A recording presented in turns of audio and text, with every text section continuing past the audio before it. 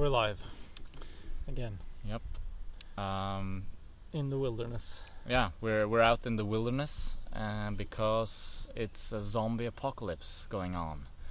We lost our house. We don't have any food, and we're out here in the wild, trying to survive the zombie apocalypse. And is it a zombie apocalypse? Well, the apocalypse anyway. So basically the idea is that Mats is just taking care of some technical stuff while I'm introducing our live hangout this month, our Patreon only live hangout. The topic for today's hangout is apocalypse. What would we do? So basically the idea is, what if the world went under? What if there actually was a zombie apocalypse, or we had to survive out in the wilderness, or what would we do? What would we eat? Would we eat meat? Would we have to go hunt? Would we kill people to survive? What else would we? What would we do? How would we survive? How would our everyday life go? Would we grow our own food maybe for the long term? What would we be eating? There's different scales, of course, everything going crazy, and then there's also the idea that, what if we had to cooperate with the local community and we all had to grow food for everyone here, or something like that. So that's the topic for today's hangout. And by the way, your sneezes just come out of nowhere. It's absurd. Don't every sneeze come out of nowhere? No, mine is like, I'm gonna sneeze. Well, and then it comes. And yours, I felt like that for 1 minute. Blah, blah, blah, No, I felt like I had to sneeze for like all of the time when I was talking. There was a sneeze coming on.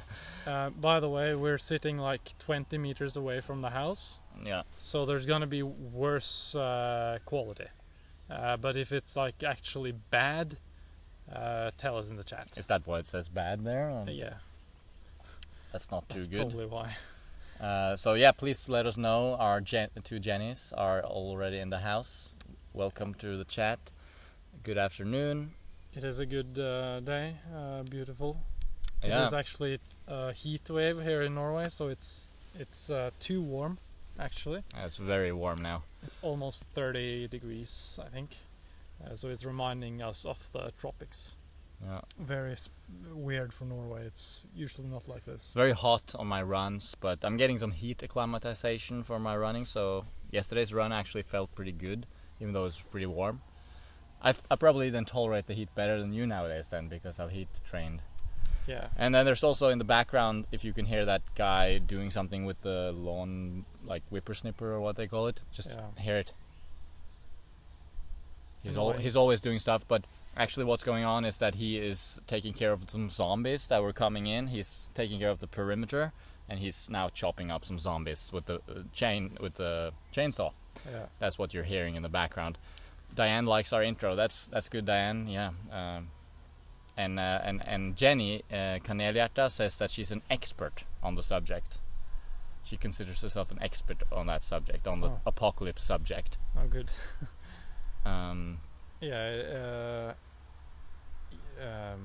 Kanelhjärta is in Sweden. Yeah. So she probably has quite similar weather as we are having at the moment. And she says she's struggling a little bit in the heat. Yeah. All right. Before we get started on the subject, I want to say that if you're watching the recording of this later, this is a Patreon hangout, so it means if you want to join the next one and talk to us in the chat, you can do that by going to patreon.com/sweetnaturalliving, where we offer exclusive content and even coaching if you're interested in that. So please go there now. There's a link in the description. You can check out that and join us for the next hangout. Mads is moving things around a little bit. Things, so Wi-Fi quality is optimal. As optimal as it can be. And as we've already said, please tell us immediately if there's a problem with the stream or any technical issues or the quality is really low. You can tell us about it. Alright. Today has been the warmest yet, Jenny Kanelhjärta says, and I guess that's true. Today is really warm. Probably. Yeah. Let's get into it. Apocalypse. What does it mean? Well, actually, I've been talking with Jenny Marie on a coaching session. We've been talking about the toenail apocalypse. Terrible. The toenail Terrible apocalypse is what happens when you're a runner and you get crazy toenails. Mhm. The apocalypse actually, I think, means the revealing, like something is revealed. The Okay. apocalypse, something like that.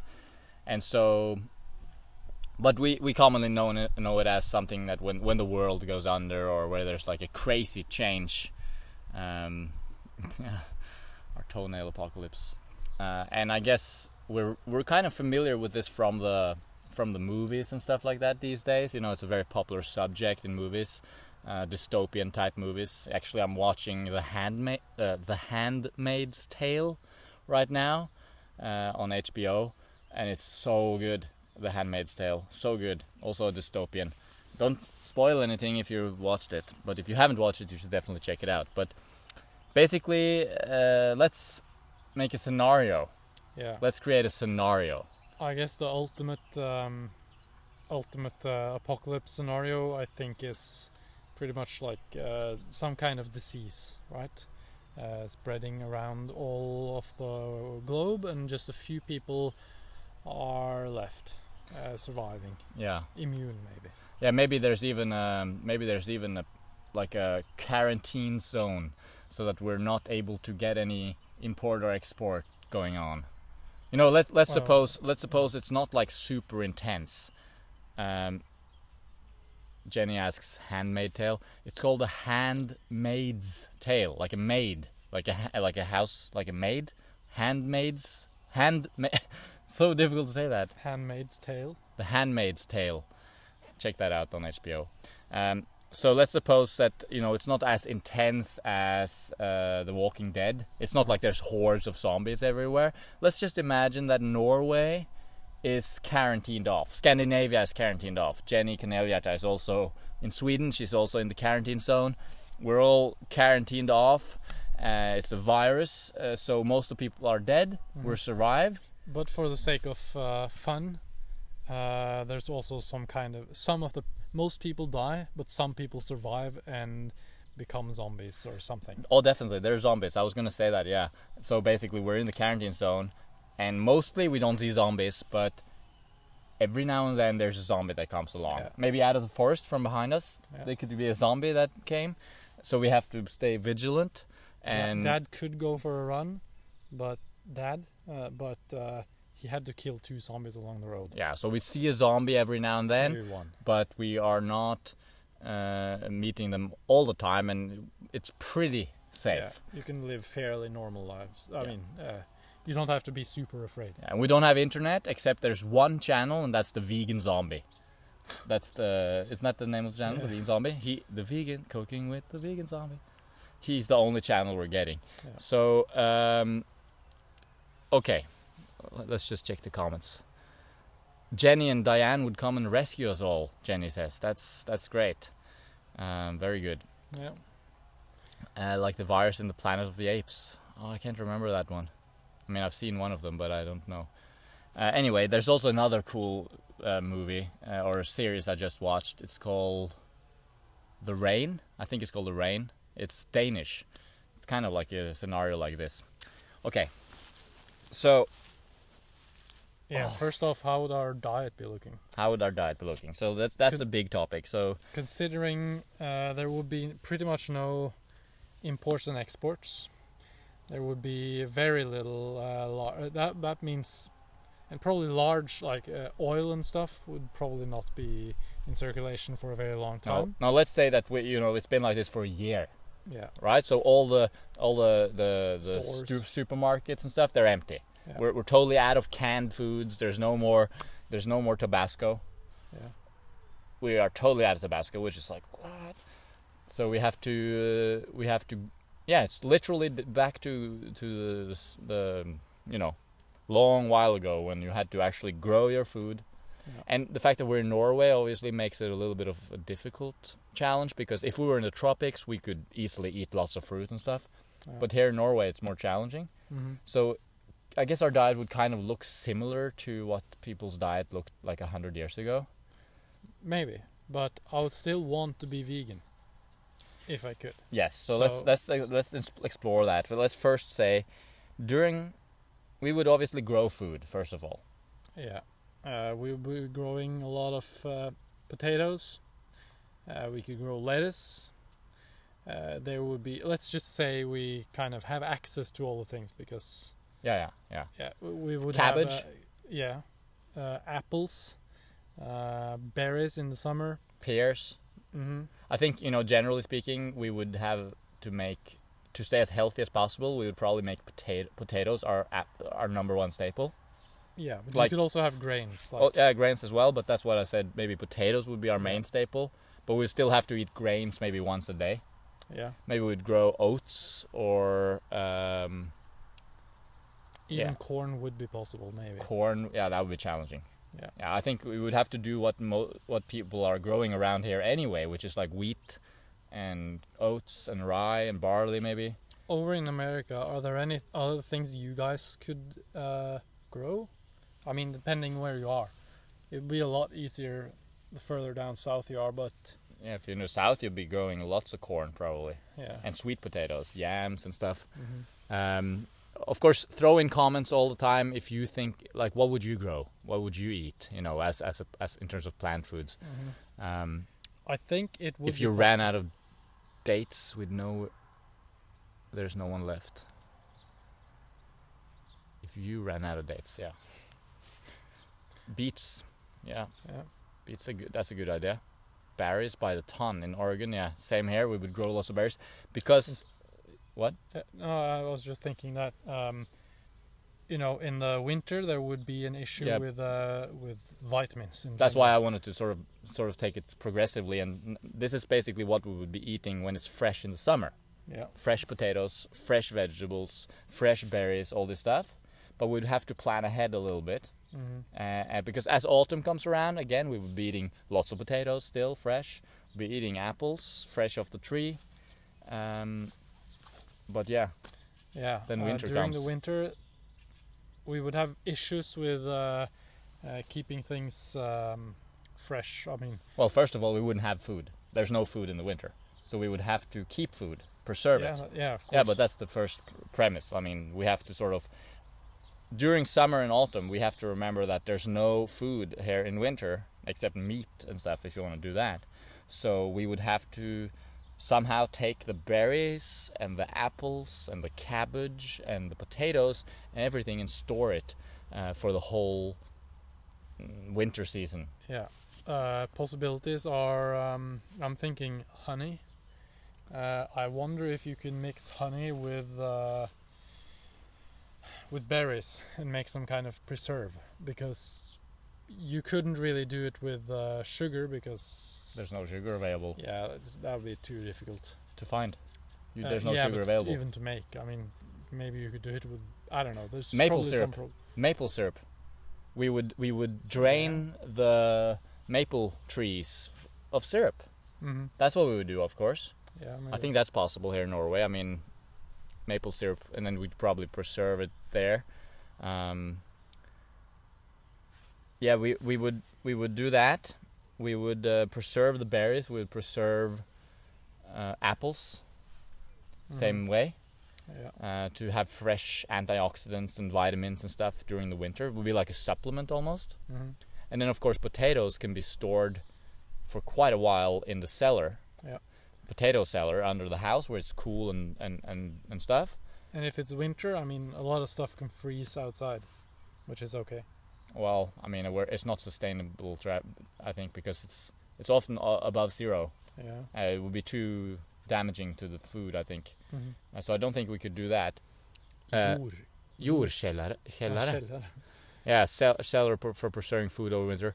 Yeah, it's basically, here on this farm under the main house, there's like a cellar where they call it potetkällaren, which is the potato cellar, and that's where they kept the potatoes back in the day. Yeah. And I would imagine that you could keep potatoes for a few months, maybe all the way until February, March. I don't know, maybe Yeah. the whole winter, I don't know. And then, of course, there is pumpkins, squashes, winter squashes. They keep really well. So if we grew a ton of winter squash, we could really stock up on that, and we could eat it throughout the winter. That would be a good breakfast. Let's think a little bit about. Potet. They call it kartoffel. No, that's Danish. That's Danish. Kartoffel. Potatis. Potatis. That's true. Yeah, we call it potet in Norway. Potato. So, is there any? I mean, that's pretty much our diet, I think. Well, not exactly, because then there's if you have ideas to anything else we should eat or what you would eat in this setting, let us know. Yeah, that's German. Kartoffel is German, but I think Danish people say it too. Kartoffler? I think the Danish people say it too. Because I'm thinking, we would also eat grains, and they would probably be made into a bread. Yeah, I suppose you could do that. So we would have bread with jam, like with maple syrup, berry jam. We would have to really make an effort throughout the summer half of the year to grow a lot of food. Yeah, I mean it is understandable that people weren't vegan back in the day here in Norway, because it is probably easier to be eating eggs and dairy and even meat from animals. They keep during the winter if you keep them warm. They create fresh food Yeah. during the winter. That's the point of eating animal foods. But I think it would be possible to avoid it. The question, of course, is nutrition. But Jenny there, she says, whoever knows what the Danish is saying. And that's They don't even know. That's so true. That's like, I don't understand anything that Danish people are saying. It's very difficult to know. Because nutritionally speaking, of course, there's no vitamin D during the winter. And so that's not good. Nope. And if you could probably be okay just on if you really got a lot of sun during the summer, I'm guessing you could be okay until like December, January, but then you would be actually deficient by that time and you have a big problem. And one way to do something about that is, of course, to eat fish. Yeah. Or even eggs. I think eggs have D vitamin. I don't know. I don't think so. No. You really need to eat fatty fish like twice a week. No, that's omega-3, I think. No, and vitamin D. Okay. I think. Well, I don't think I would do that. No, but then again, we'd get deficient, and let's say this was like long term, we would really get super deficient and sick and feel crappy during the winter. Well, that brings us to a possible next topic. First, though, Jenny Marie would brew her own beer and kombucha. Oh, that's a good point. We would definitely grow beer. Yeah, I think we'd have to. We would have to grow beer. We would be dependent on beer nutrition in such a scenario. But seriously though, it might actually be a good way to. I mean, if you brew it throughout like a few months, you could do that and have it during the winter and get. You have lots of stored beer, and it'll be a source of just some vitamins, some B vitamins anyway, and some carbohydrate, of course, and. But it'd probably be a kind of a healthy-ish, unhealthy-ish thing. Jenny is unclear about the apocalypse situation. Would you die if you ventured outside of Scandinavia? Well, no, the whole world is kind of like this. No? I would think. Well, maybe. We don't know. Let's say we don't know. There's no radio, there's no internet except the vegan zombie. So we don't know any news from around the world.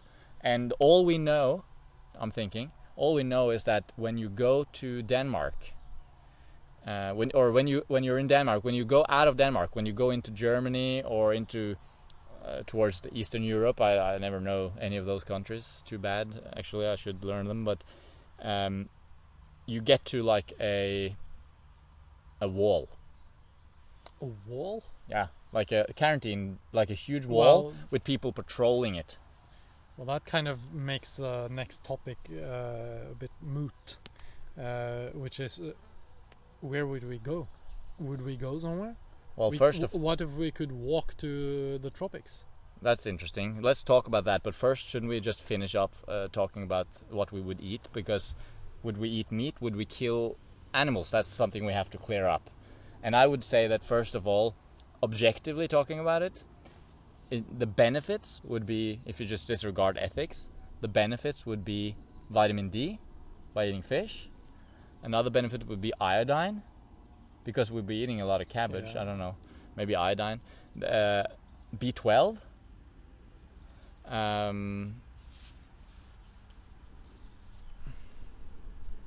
Because we're not able to get the supplements, I guess, but that might not be a crucial problem. But would we be able to get enough calories throughout the winter? Yes, I think so. I don't actually think we'd have to hunt. No, I mean, if you can grow a certain amount, you can grow a lot more of it and just depend on that for calories. I don't think that's the problem. I think my decision, probably yours will be the same, I'm guessing. I would not eat animal products. I would stay vegan. Unless I realize that I get sick and really suffer because I'm vitamin D deficient probably, or something like that during each winter. Or if there was an actual shortage of food and I was like, I'm starving, I'm actually not getting more than 1,000 calories a day, and it looks like it's going to be like that for the rest of the winter. Like in a situation like that, that's when I would say, well, then it's me, that's just survival, and I would have to get a cow, or I guess I would get a goat, but then again, where would I find a goat? But if I could find a goat, I'd probably get a goat and drink goat's milk. Why goat? I mean, from what I know, I think it seems that goat's milk is probably the least problematic of the animal milks for humans. Raw goat milk. Alpaca milk. Oh, that's weird. Jenny says, what about mushrooms for vitamin D? Yeah, that's true. Yeah. That is a good point. And you may or may not know this, but usually mushrooms are devoid of vitamin D, or rather, they have something, but it's like an analog or something. I didn't know that. Well, I don't know, but you may be referring to the fact that you can apparently put mushrooms, In the maybe sun. all mushrooms, in the sun during winter, and they will suck up and make vitamin D, and then you can eat them later on. And or during summer, you can do it during summer. Also, you said during winter. Eat them? The point is, you charge them up by sunbathing them with vitamin D, and then you can eat that. But then whether or not how much you're getting, I don't know. But that would definitely be something I'd do probably. Yeah. Diane asks you a question there. She wants to know, would you speak up a little? My volume is on high. Yeah, we can do this, and the microphone. I'm a little bit closer, but my voice is just generally weak, so it's difficult for me unless I'm gonna scream. You should scream, definitely. Yeah. Okay, so survival situation, we'd eat meat, but we think it would be possible without, and we also would try to avoid it. Yeah. Now, where would we go? Yeah, let's avoid the wall thing. Yeah, the wall was actually something I kind of stole from one of those that show called Rain, or that TV show. I think there was a wall there. I don't remember, but okay, there's no wall. Yeah, we could. So one scenario would be to be in Norway, but maybe we should. After a few years, we thought, okay, we should try to go south, because this is a hard life. We're not getting everything we need. We bring our family and friends with us, and we go south.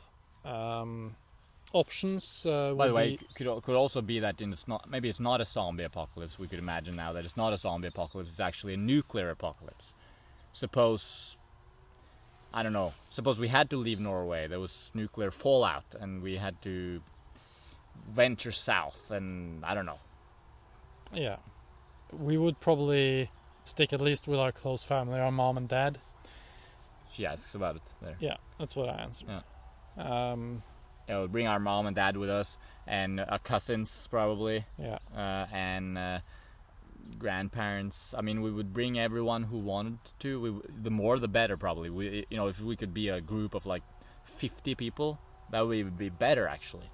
Or on the other hand, maybe not. I mean, you're pretty known. I mean, you know a little bit about this because you've been gaming all these different games, and like what was it called again, The Last of Us and all that. Yeah. Is it better to be a big group or a small group? That's the endless question. Maybe Jenny Cornelia can say something about it because she said she was an expert. What do you think, Jenny? Should we, or any other of you guys, should we be a group should we be a small group or a better group? What's our best case of survival? Suppose there's zombies out there, or maybe there's not zombies, but there's like evil military. That's the government has gone bad, and they're trying to, stop people from leaving the country or something like that. Like, small group or big group? Yeah, I agree with Jenny. The Majul Hunter. The Last of Us is a very good game. I'm waiting for number 2. And yes, I agree.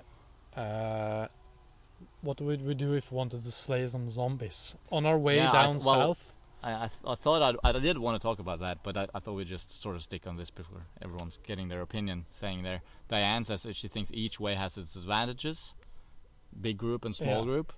What are those advantages? I think there's more protection from being hurt some way when you're in a big group. That's true, you're safer in that sense. But then again, you're also susceptible to like other big groups going for you because they know you have a lot of resources and stuff like that. And also you're more susceptible to being spotted.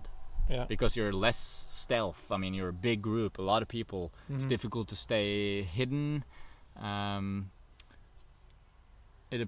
Jenny, it depends on if you're roaming around or staying in a base. That's very true. If you're staying in a base, like the big base in the Walking Dead game, when Clementine gets to this place where the guy has to keep walking, or I remember vaguely.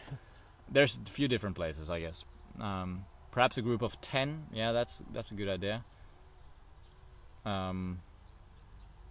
Yet it may be harder to get enough food in some situations if you need to share anything you find. That's also true.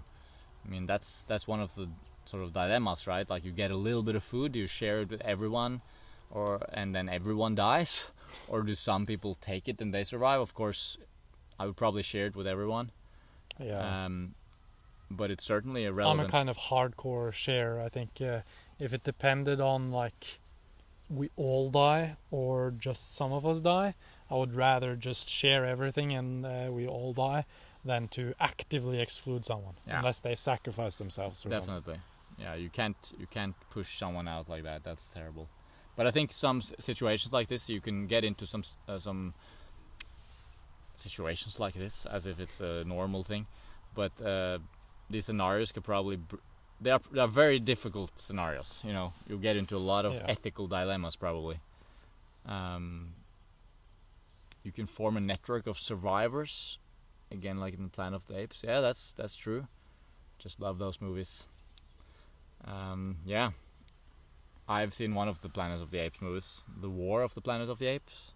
That was really good. I have no idea. What are our options? Well, first of all, where are we going now? Yeah, that's what I'm saying. What are our options south? Well, we could go to... They would be very difficult to get across water, I would say. Yeah. We'd have to walk, I suppose our options would be...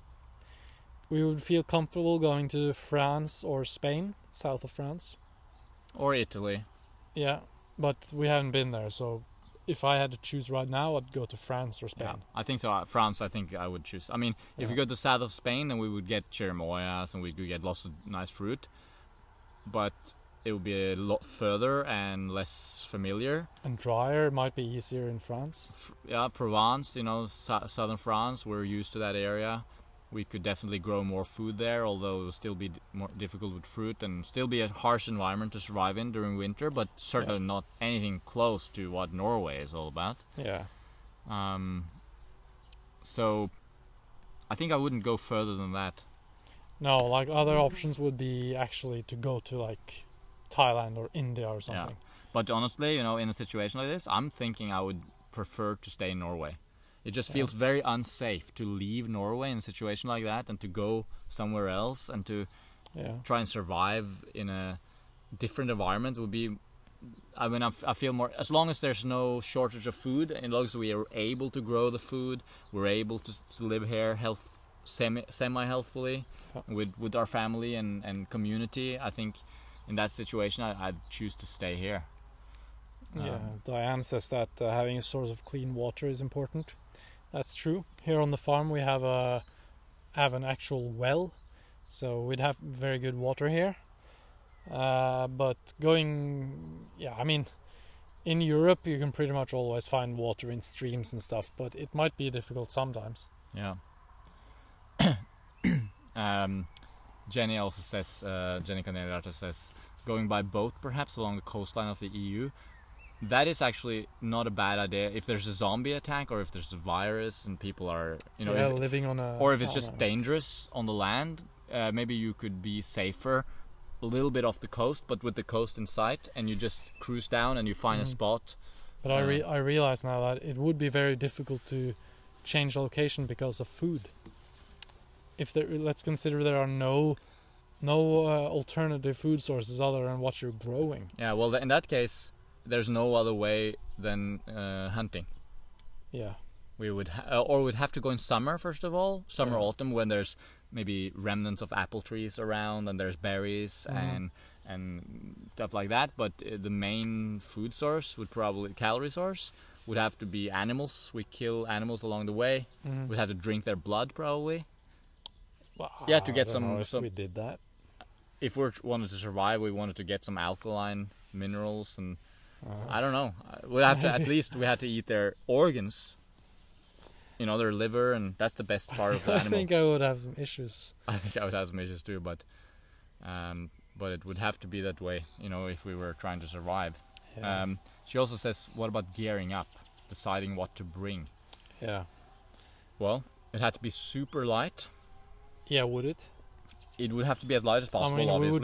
we would go slow. There would be no hurry. So we could bring more than just super light. I mean, Sure, but it would still have to be as light as possible. Yeah, but I mean, there's not much you could bring anyway. Clothes, sleeping roll. Tent. Definitely. If you had a tent, you'd bring a tent, obviously. That's a huge benefit. Yeah. And we then have to do that, like even to make it or something. Yeah, knives, definitely several knives. Weapon of choice. Okay, this is the other thing you mentioned there.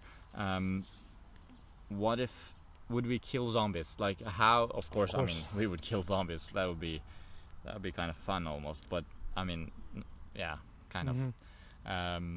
We would have to kill zombies. Let's just consider that we could have gotten the weapons before it all broke out. Yeah. So we wouldn't have to make the weapons. The barn is full of stuff, and we could make them even. Up. So yeah, then we have to then choose our weapon of choice, right? Yeah. You guys too. What would be your weapon of choice against the zombies? Melee and ranged.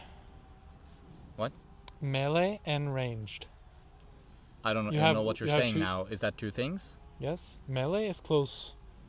Huh? Close quarter combat. Melee. I thought you meant. Oh, okay. I didn't understand any of what you said, but okay. You can choose two weapons. One ranged weapon. Long range and short range. That's a better way to put it.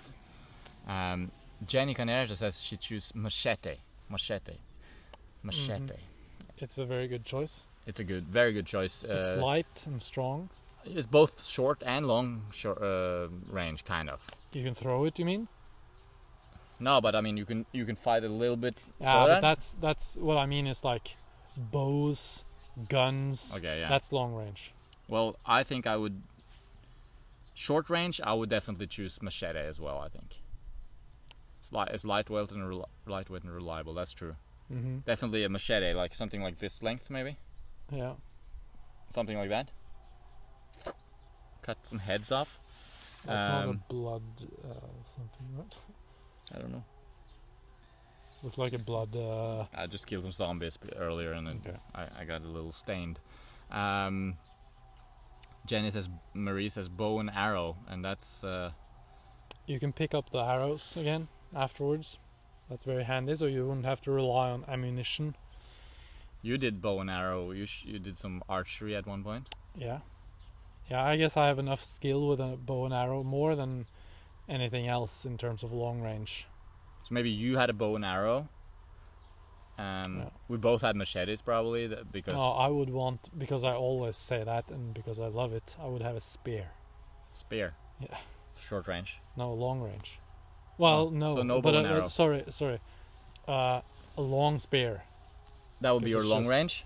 No, that would be that would be my short range. Okay, so a long spear. long spear. Would Short you have to range carry weapon. a long spear with you? Yeah, That's because it's awesome. because you have a long spear and a bow and arrow. Yeah, I have a machete and there's no guns.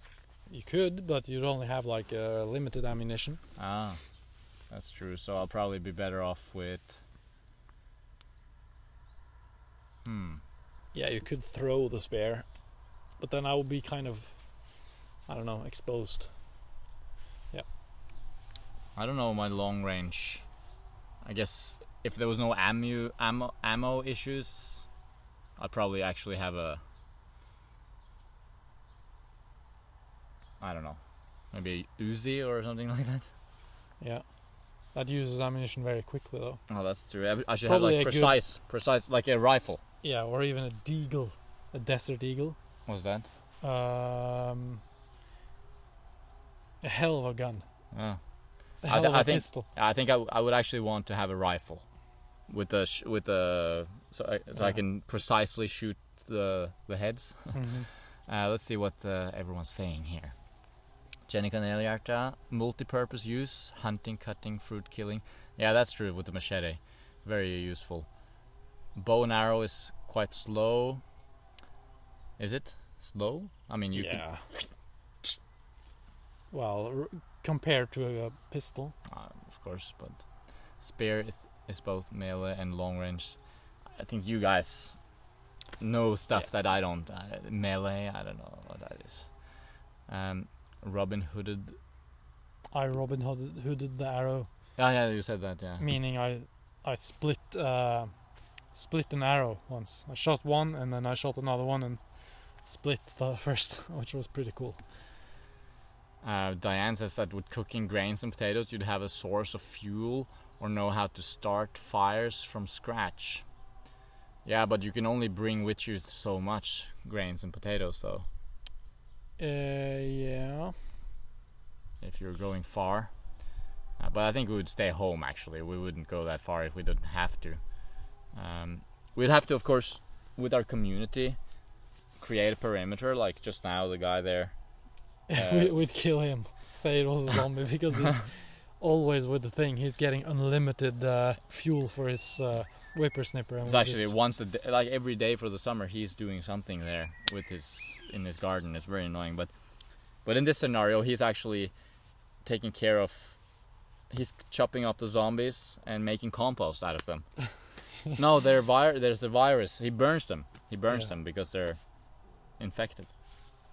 Of course, we would probably make a system in this whole area where we wouldn't do it. We would be part of it, but we would probably, all of us would get together and create a monetary system or some kind of exchange system, and we would grow different things in different places, and we would have a marketplace, and we would be, suddenly we'd be back to like the Middle Ages, and it's all trading, and it would be kind of interesting.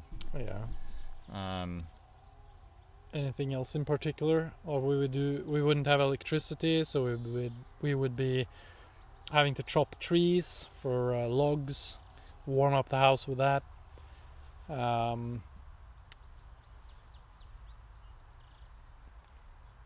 I don't know. What other aspects of the apocalypse have we not touched? We wouldn't make videos on YouTube. We No. would. I probably wouldn't be running because I would be farming. Yeah, but you could still run, but it would be kind of scary though. Yeah, but it's scary because of the zombies, and it would also be not possible because of my energy levels. I mean, I would need all my energy to farm. It's pretty hard work. Yeah, but I'm sure you could keep up a low level of running. Yeah, but then You can always do that. maybe, but I don't see maybe if there's a point except for the enjoyment, of course, because I would have to every day spend hours growing food and chopping wood and killing zombies, and we would probably have a rotation, people on the perimeter watching out for zombies and protecting the area. Yeah. Have a big fence around the property with maybe a tripwire which makes like an alarm if there's a zombie coming in, or Kanelata asks if we would wear leather, since it's bite-proof but not vegan. It's a good point. We don't really have any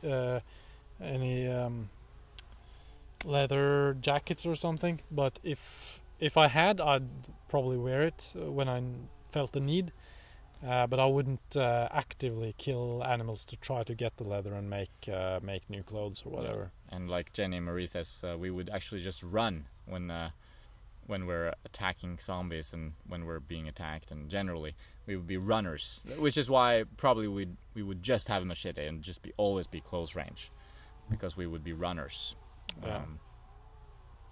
We could ride the alpacas. Riding the alpacas with a spear. Oh my god, that'd be interesting.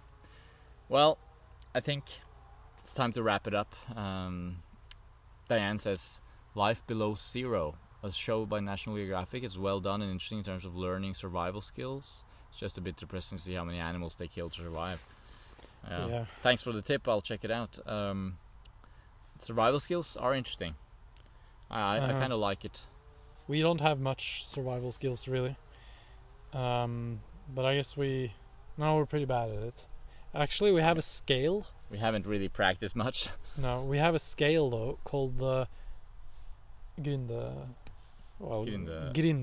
levels, which is a strange thing. We might go into detail in at a later point, but the point is we give ourselves kind of levels. Everything we do something that gives us a lot of experience in life. Yeah. We haven't done it in a while though. I mean, It was a kind of a game. It's still a game. It's ongoing, but we haven't been leveling up lately. We haven't been leveling for a while. But a few years ago, when we first started getting into natural health and stuff like that, we had this little game where it was all about getting, I guess you could call it XP points. Yeah.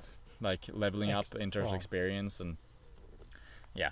That was fun. So we have tried a little bit, but we're certainly total noobs probably when it comes to surviving outdoors. We probably learn very quick though. I mean, I think so. Yeah. We're very good at learning new skills and adapting and. Mm-hmm. Yeah. So I love this scenario, the zombie apocalypse, and this. I love dystopian movies. And I look forward to seeing another episode of The Handmaid's Tale this evening. So exciting. One last question from Jenny Canereta. Would you guys agree to kill each other if one of you were bitten, or leave the other one behind? Wow. Yeah, that brings up we have low battery, so yeah, we need to quit soon. But it brings up an interesting thing, which I'm confronted with in a lot in games, which is, would you kill the one lying on the ground? And I kind of have this bitten. Yeah, and also like killing out of mercy, what you believe is mercy. And I have a kind of a strong opinion that if they're asking you, kill me, I want you to kill me, or if you're saying like, I want you to kill me because you're bitten, if I get bitten, I would do it, because then you're doing something for them. But I would never do it without permission. I never like it when it's like when people put down animals and stuff. Yeah, and even humans in games. Yeah, it's not acceptable to do that to someone who hasn't requested it specifically. Yeah, I agree. But I guess if you were requesting it, I would kill you if you were bitten. But if you were just bitten and you were turning, I would have to kill you. Yeah, put you out of the misery, as they say. Or maybe not. Maybe you'd be better off living probably as a zombie. Yeah, that's the thing. I would probably kill you if you posed a threat to me. Yeah. But if I've ventured off as a zombie, yeah, then I'd just like, fuck that. That sucks. Diane says we both have a calming effect on her living in New York City, and life events get me a bit uptight at times, and this hangout made me feel more calm again. That's very nice to hear. I'm glad to hear that. And of course, it's interesting that you get calm by talking about such a crazy concept as a zombie apocalypse. That's I guess it's a total what's it called? The vibe. But that says something about New York, I guess. I guess New York is quite a concrete jungle, and I mean we've been there only 24 hours. and it was awesome. But I'm guessing, it would be sort of a stressful place sometimes. Maybe cities in general can be stressful. Yeah. Jenny Kanerata likes the movie I Am Legend. Yeah, I really like that one too. That's really good. You haven't seen that one, have you? I have. Oh yeah. So when he gets into that room where they're having that, when they're all standing in a circle, and it's just like, oh shit, there's something going on. Oh, that's scary. Jenny Marie says, it was a fun hangout. Have a great dinner and stay cool. Diane says, I know it's crazy, but you still have an effect on me despite the topic. That's very nice. It's fun for us to have you guys with us. I'm glad you could join us. Yeah. Kanelerta, if you guys haven't seen The Last Man on Earth, it's really funny. Alright. Well, it was nice. Mads didn't want to sit here today. No, I hate the grass. He hates the grass. He sits on a pillow. He doesn't want to sit directly on the grass. He wanted actually to have like a... So, we were just talking about surviving in the wild. Yeah, I'd keep the house. And but anyway, it was nice now that we were out here, probably, or no. I like sitting out in the grass, and it's very beautiful here. So yeah, we're gonna go make dinner and relax. Yeah. Thanks for watching. Hope you enjoyed, and we'll see you in the next thing. Yeah. All right. Thanks for all the support, and of course, if you watch this on YouTube, remember you can join us on the next hangout in the live chat like all the other guys here, by going to patreon.com/sweetnaturalliving. There's a link in the description. And to all you amazing people that joined us, our Jennies and Diane, and if there was anyone else there, thanks for your support on Patreon. It means a lot to us. Yeah. Thank all you. Right. Ciao.